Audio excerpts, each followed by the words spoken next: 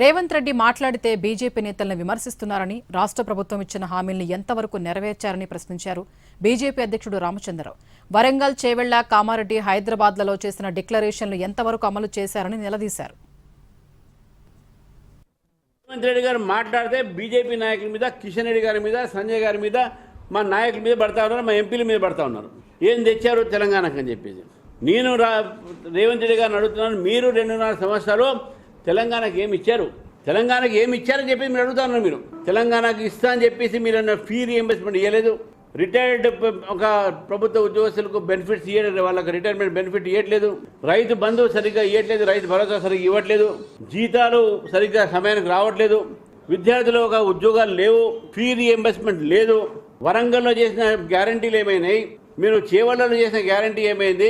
కామారెడ్డిలో చేసిన గ్యారంటీ ఏంది? హైదరాబాద్ చేసిన guarantee, youth guarantee, BC guarantee, SC guarantee, ఈ గ్యారంటీలను మీరు ఇచ్చారు కదా 6 గ్యారంటీలు. ఎక్కడ ఉన్నాయి ఆ గ్యారంటీలు? అడుగుతాను రేవంత్ రెడ్డి గారిని.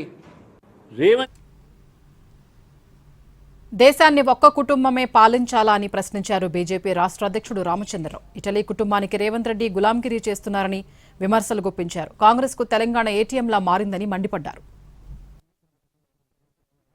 నరేంద్ర మోదీ గారికి ఓబీసీ నాయకుడు, ఓబీసీ ప్రధానమంత్రికి నమస్తే పెడితే దాన్ని మీరు అవమానపరిచిగా భావిస్తారా? అంటే ఈ రాష్ట్రాన్ని, ఈ దేశాన్ని కేవలం ఇటలీ నుంచి వచ్చిన కుటుంబమే పరిపాలించాలా?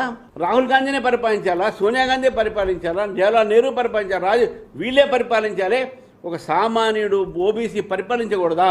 మీరు అసలు గులాంగిరి చేస్తే, మేము గులాంగిరి చేయట్లే. మేము దేశం కోసం సేవ చేస్తున్నాం, దేశానికి కోసం సావడానికి సిద్ధంగా ఉన్నాం. మీరు మాత్రం ఒక కుటుంబానికి, ఇటలీ నుంచి వచ్చిన కుటుంబానికి మీరు ఈరోజు గులాంగిరి చేస్తున్నారు. తెలంగాణ ప్రజల డబ్బుని వాళ్ళకు ధారాదత్తం చేస్తూ ఉన్నారు. వాళ్ళొక ఏటీఎంగా మారింది తెలంగాణ ఈరోజు.